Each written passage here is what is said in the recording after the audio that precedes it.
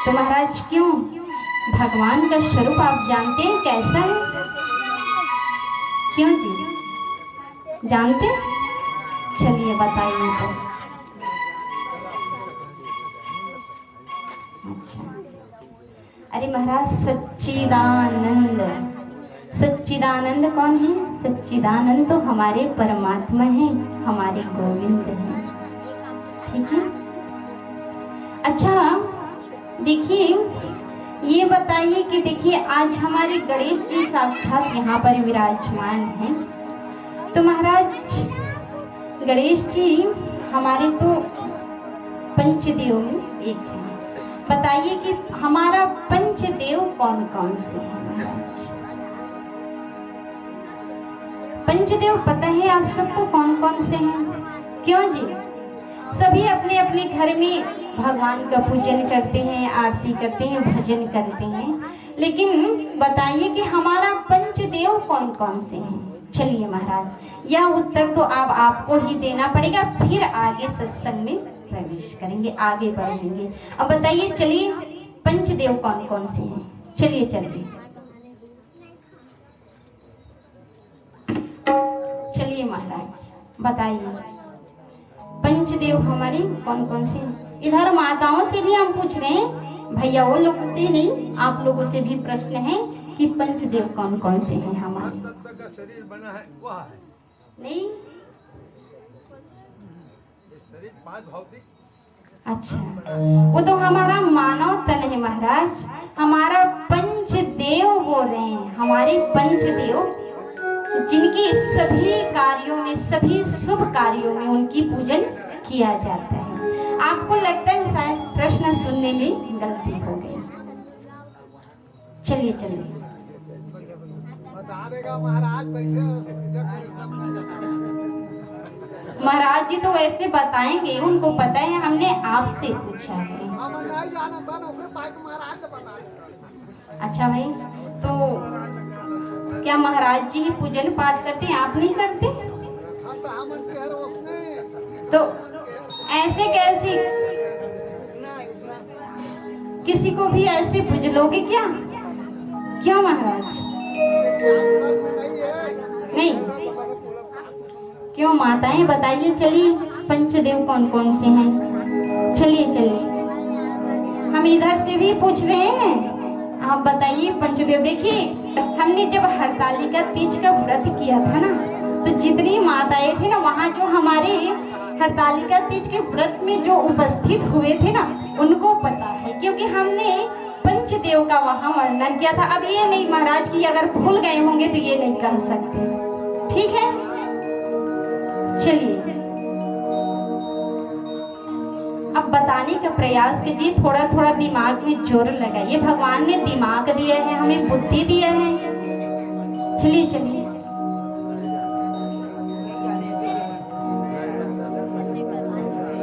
क्यों माता है पता है? नहीं, आप लोगों को बताइए तो सिर हिला कर रहो, अपने मुख से बोलिए, लिप्या से बोलिए आप। अरे भैया वो तो हमारा पंच शरीर है ना, हम पंचदेव की बात कर रहे हैं। अब देखिए आप लोगों को पंचदेव के बारे में पता नहीं और आप जाते हैं मंदिर, जल चढ़ा रहे हैं, पूजन कर रहे हैं। अरे महाराज यदि कोई आपको रास्ते में पूछ ले कि अरे भैया आपका और हमारा पंचदेव कौन सा है, तो क्या बोलेंगे? बताइए, जानना जरूरी है कि नहीं? यदि आपसे कोई प्रश्न करता है तो यदि आपको जानकारी रहेगा तभी तो आप उसका प्रश्न का उत्तर दे पाएंगे।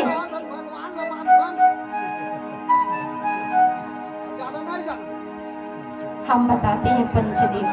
देखिए पहला है सूर्य देव, दूसरा है हमारे गणेश जी, तीसरा है भगवान शिव, चौथा है भगवान विष्णु और पांचवा है माँ दुर्गा।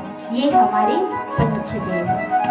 लेकिन महाराज देखिए जो ये पंचदेव है ना, ये पंचदेव भी कम पड़ जाते हैं और आजकल के जमाने में तो कलयुगी भगवान प्रकट हो गए हैं। गांव गांव में देखिए भगवान बने फिर रहे हैं महाराज। तो देखिए क्या आपके कष्ट, क्या आपके दुख को पंचदेव दूर नहीं कर सकता? जो आप कलयुगी के भगवान प्रकट हुए हैं उसके पीछे भागते हैं महाराज। महाराज इस कलयुग के भगवान के झमेले से दूर रहिए और अपने जो प्रमुख पंचदेव है ना, आप इसकी पूजन कीजिए, ठीक है? ध्यान से सुनते रहना, हम बीच बीच में प्रश्न करते हैं महाराज। हाँ ठीक है, चलिए। अब देखिए, हमने बोला कि सच्चिदानंद, सच्चिदानंद कौन है? तो महाराज देखिए, सत्य धन चित्त धन आनंद घन जो परमात्मा है। अब महाराज यह बताइए कि यह सत्य क्या है? सत्य क्या है? सत्य यानी होता है सत्य। तो महाराज बताइए कि सत्य क्या है? क्या ये हमारा मानव तन सत्य है? क्या गाड़ी घोड़ा सत्य है? महाराज बताइए सत्य क्या है? यदि हमारा मानव तन सत्य है तो हमें अपना शरीर त्यागना क्यों पड़ता है? क्या यह सत्य है? क्यों महाराज बताइए? यदि सत्य होता तो हम अपना शरीर कभी नहीं त्यागते। तो महाराज सत्य क्या है? देखिए, सत्य तो दो चीज है, पहला भगवान का नाम और दूसरा है मृत्यु सत्य, ठीक है? बताइए, देखिए भगवान का नाम सत्य है कि नहीं है? कौन कौन मानते हैं कि भगवान का नाम सत्य है? बताइए।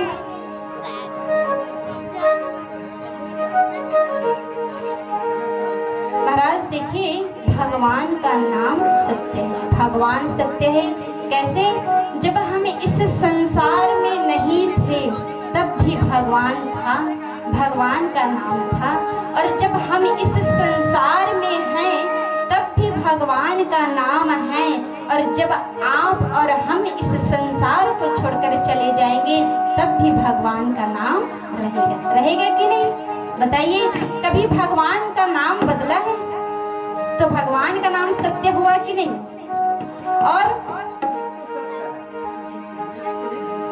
और दूसरा है मृत्यु सत्य। महाराज देखिए, जब आप और हम इस मृत्यु लोक में आए हैं तो एक न एक दिन इस मृत्यु लोक को छोड़कर जाना है। इसलिए हमारे संत जन कहता है, आया है सो जाएगा राजा रंग फकीर, कोई सिंहासन चढ़े चला, कोई बंधा गया जंजीर।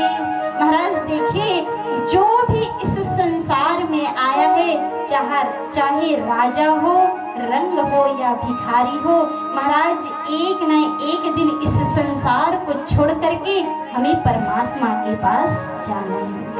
तो महाराज बताइए, यह मृत्यु सत्य है कि नहीं? क्या मृत्यु को कोई टाल सकता है? क्यों जी? आप में और हम में इतनी सामर्थ्य है कि हम मृत्यु को टाल सकते हैं? नहीं, क्योंकि हमारा मृत्यु तो निश्चित है। जब तक हमारा कार्य पूर्ण नहीं होता तब तक हमें इस संसार में रह करके अपना कार्य को पूर्ण करना पड़ता है। और महाराज जैसे ही हमारा कार्य पूर्ण होता है तब हमें भगवान के धाम, हमें भगवान अपने धाम, अपने पास बुला लेते हैं। तो बताइए, कौन कौन सा चीज सत्य है? चलिए बताइए। चलिए महाराज, अभी हमने आपको बताया है। चलिए चलिए,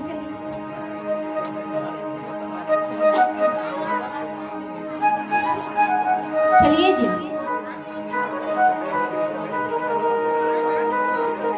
हमें लग रहा है कि आप ध्यान से सत्संग श्रवण नहीं कर रहे हैं। देखिए, किसी को तो निद्रा आने भी आ रही है। अब महाराज देखिए, ध्यान से यदि आप सुनेंगे नहीं तो निद्रा रानी तो आएगी ही। क्यों बताइए? बताइए, हमने अभी आपको बताया है कि कौन कौन से चीज सत्य है, कौन कौन से सत्य है, बताइए चलिए।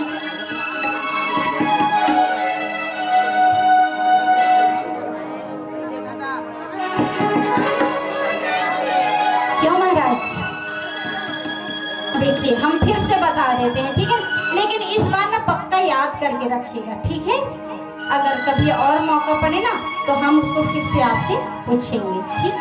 पहला भगवान सत्य है और दूसरा मृत्यु सत्य है, इसे कोई बदल नहीं सकता महाराज, ठीक है।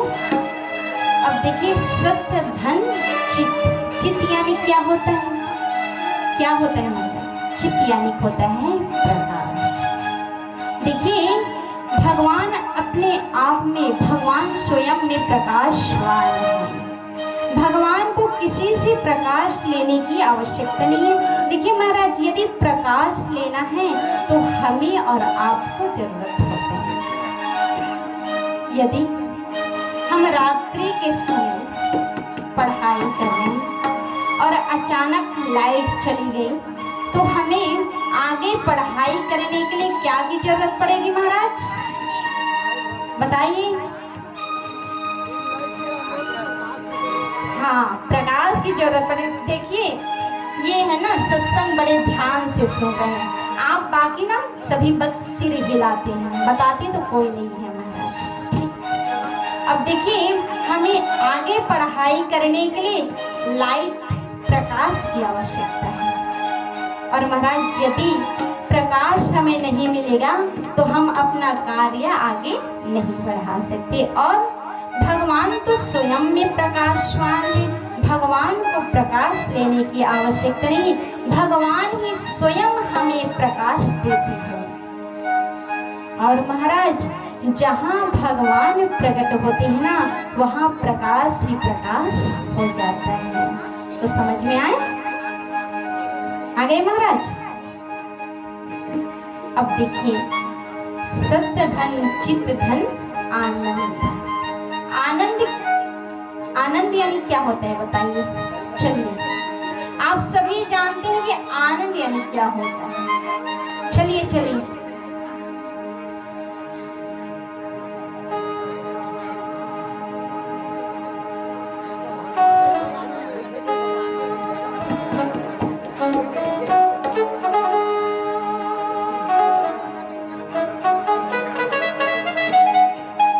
आनंद यानी होता है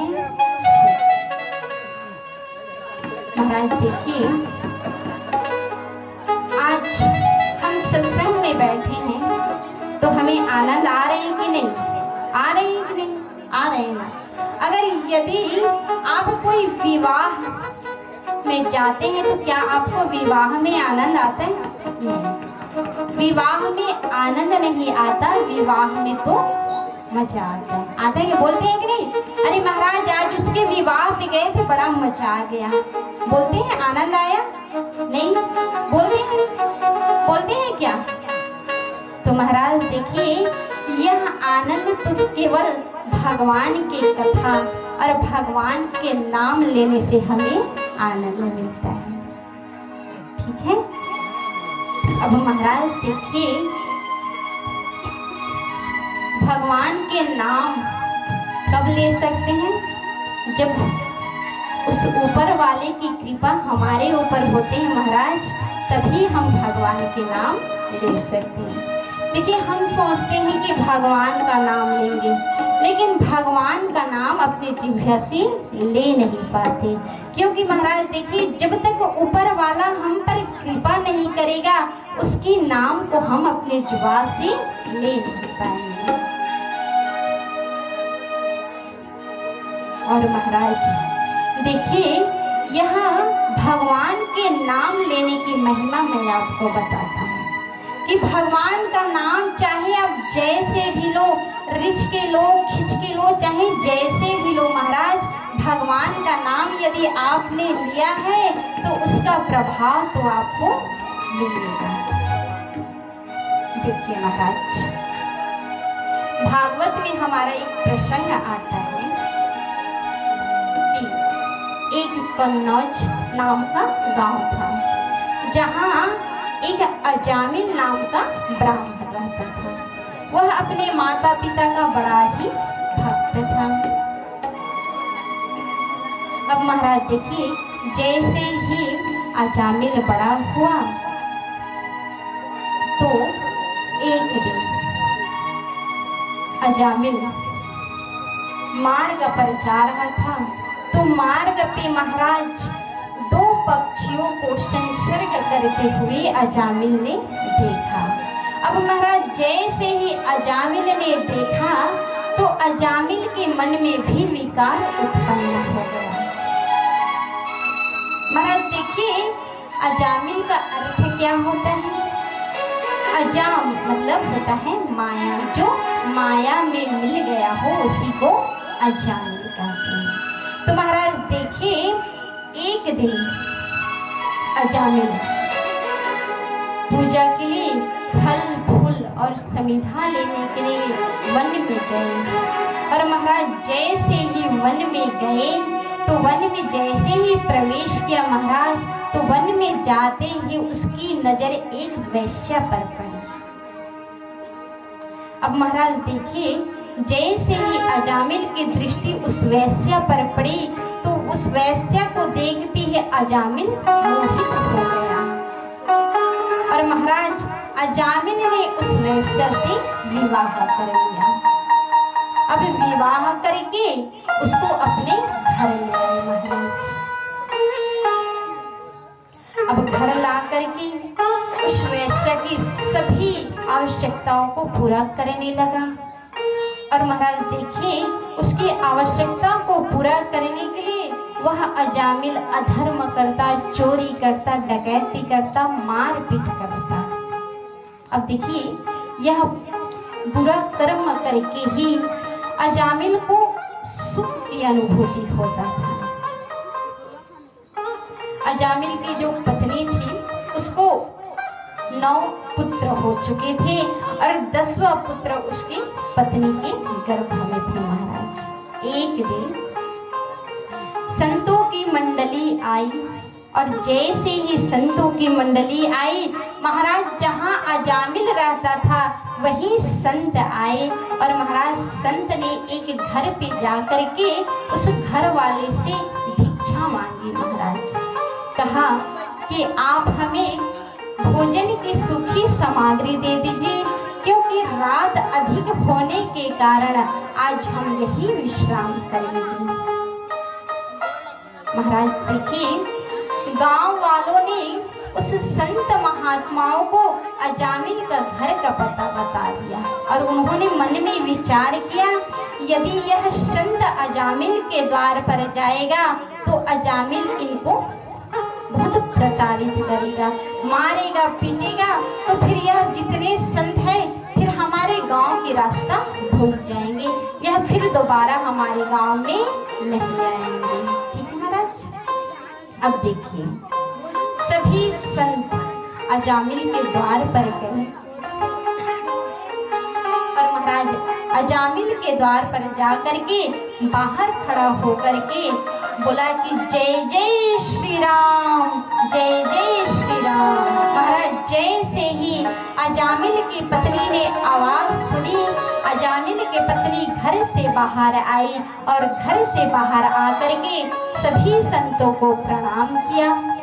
अब महाराज देखिए, संतों को प्रणाम किया और संतों से कहा, महाराज बताइए आपकी मैं क्या सेवा कर सकती हूँ, आप मेरे घर में क्यों पधारे हैं।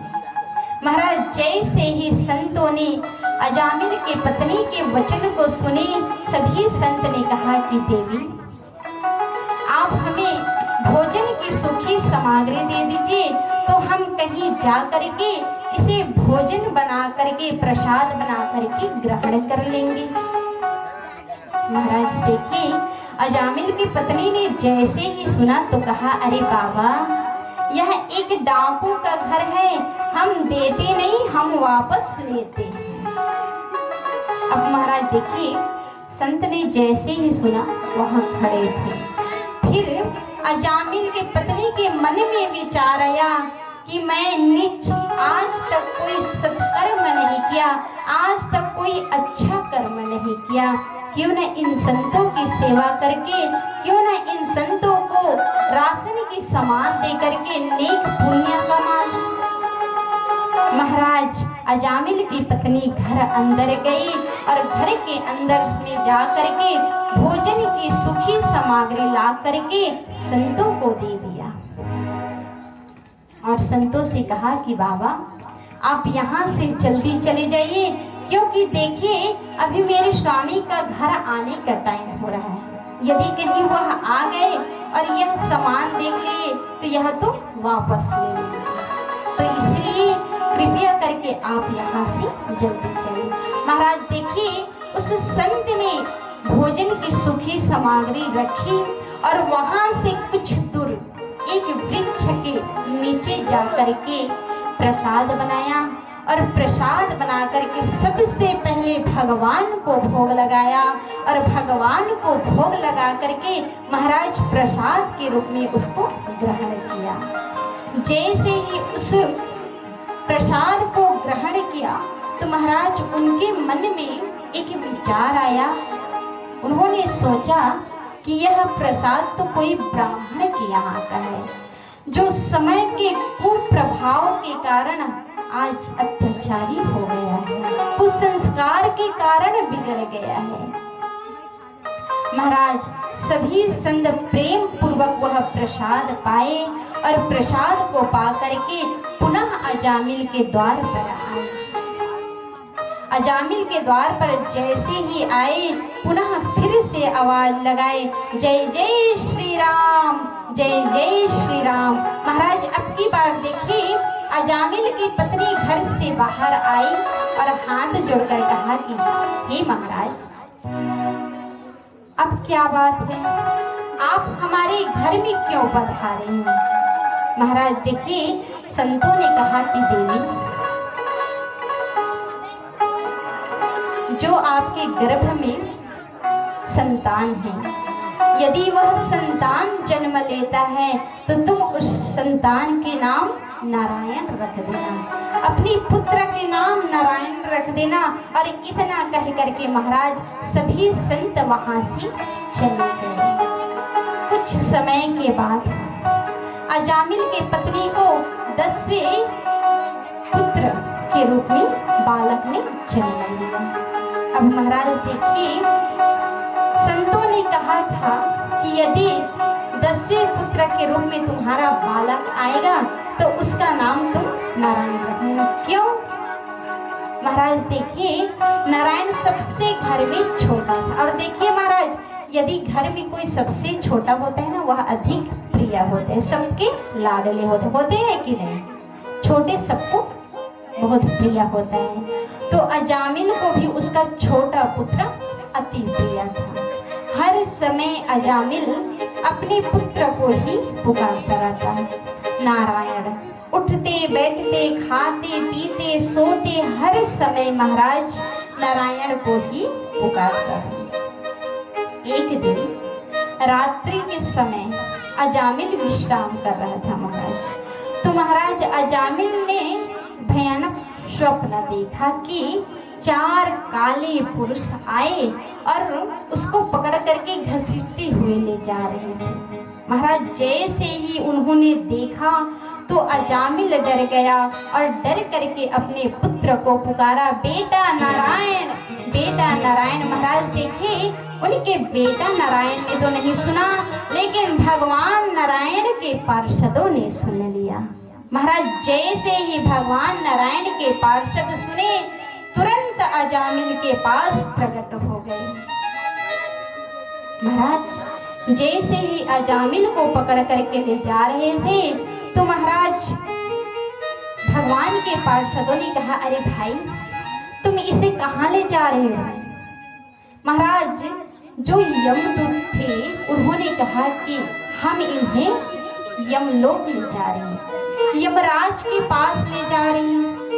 महाराज भगवान विष्णु के पार्षदों ने कहा कि आप इसे यमलोक नहीं ले जा सकते, क्योंकि इन्होंने अंत समय हमारे गोविंद को याद किया है, हमारे नारायण को याद किया है। और महाराज देखिए, यदि कोई अंत समय भगवान का नाम का स्मरण कर लेते हैं, भगवान के नाम का उच्चारण कर लेते हैं, वह यमलोक का अधिकारी नहीं बल्कि वह भगवान के धाम का अधिकारी बन जाता है। महाराज जैसे ही विष्णु पार्षदों ने कहा तो यमराज के जो दूत थे वह दौड़े दौड़े यमराज के पास गए और सारा वृतांत यमराज को सुनाया। अब महाराज देखिए, वहां पर जितने पापी सब थे यमलोक में बैठे हुए थे महाराज। अब महाराज जैसे ही यमदूतों ने कहा कि हे प्रभु, हम तो अजामिल को ला नहीं सके क्योंकि उन्होंने अंत समय नारायण का नाम का उच्चारण किया है।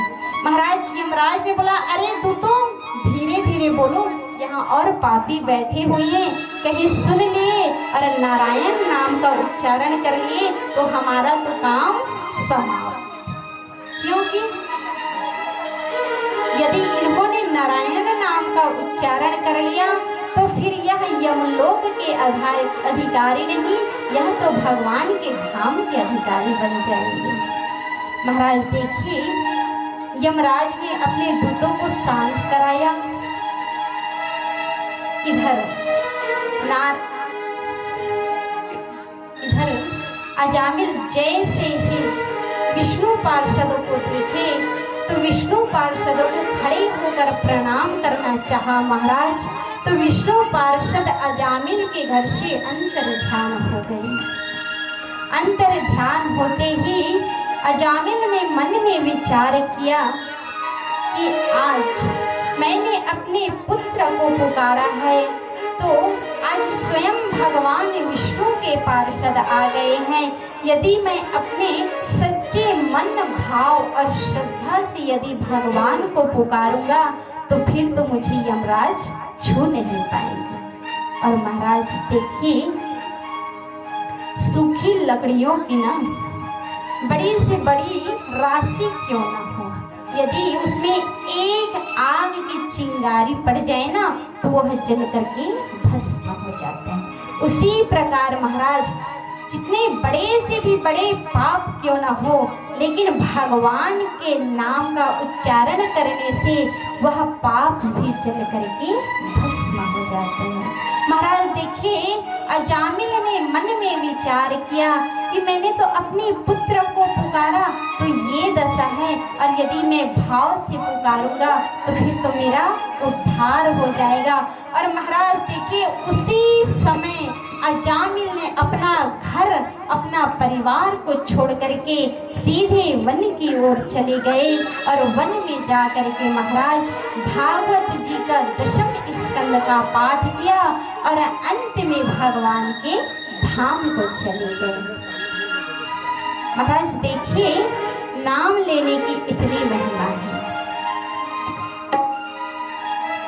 क्यों महाराज, आज के बाद नाम लेंगे कि नहीं लेंगे ना?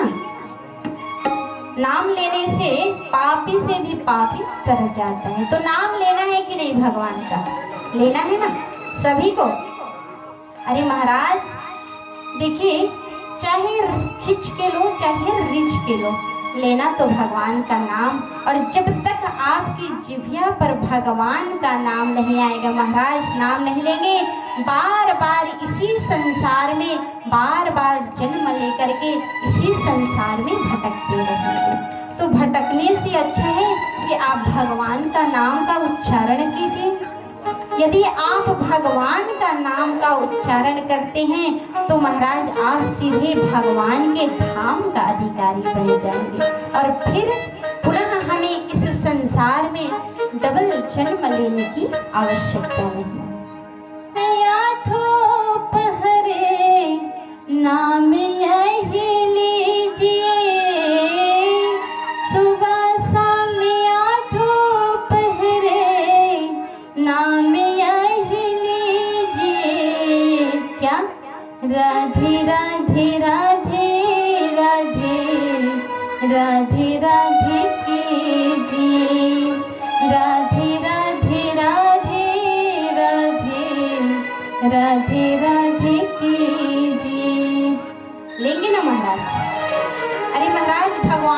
नाम लेने से तर जाएंगे। देखिए भगवान का नाम इतना रसमयी है, इतनी मधुर है। एक बार यदि आप भगवान का नाम लेंगे ना तो भगवान, देखिए महाराज, यदि आप किसी के नाम लेकर उसको बार बार पुकारेंगे तो वह व्यक्ति एक ना एक दिन आपको पलट कर देखेगा, पीछे मुड़ कर देखेगा कि कौन है जो मुझे बार बार पुकार रहा है। तो महाराज भगवान का नाम लेते रहिए। और देखिए भगवान यह तो नहीं कह रहा है कि आप अपना काम छोड़ दीजिए और मेरा नाम लेते बैठे रहे। क्या भगवान ने कहा? क्या आप अपना काम छोड़ करके भगवान का नाम लेते? नहीं महाराज, ऐसे भी नहीं करना चाहिए। क्या? काम करते चलो और ध्यान धरते चलो, हर समय कृष्ण गोविंद गाते चलो, हर समय कृष्ण गोविंद गाते चलो। तो महाराज देखिए आपका काम भी होता रहेगा और जिह्वा से प्रभु का नाम भी होता रहेगा।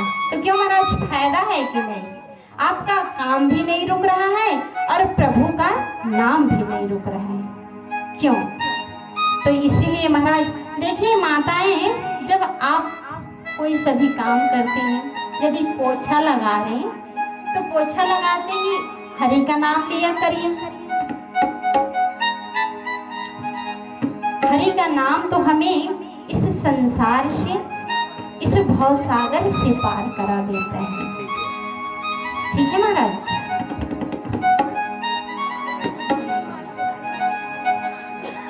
बोलिए गणेश जी भगवान की जय। देखिए कई कई को तो निद्रा रानी भी आ गई।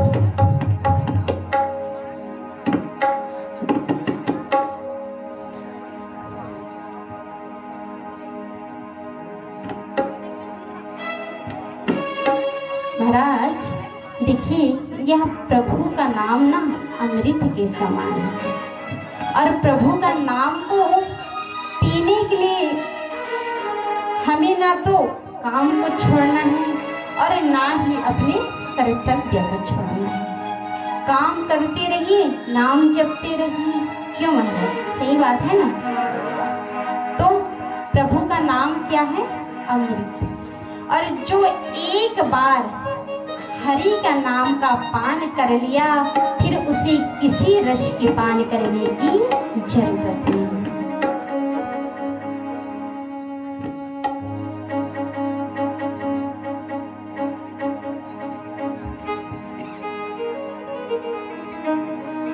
तो आइए हम भी सभी भगवान के अमृत नामों का पान करते हैं।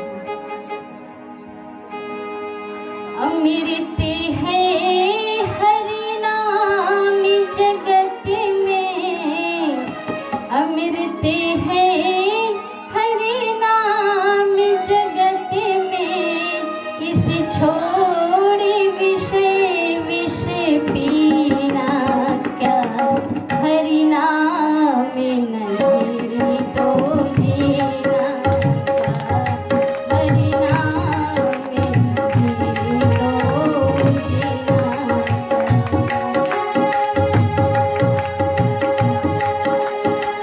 अमृत है हरि नाम जगत में, अमृत है हरि नाम जगत में, इसे छोड़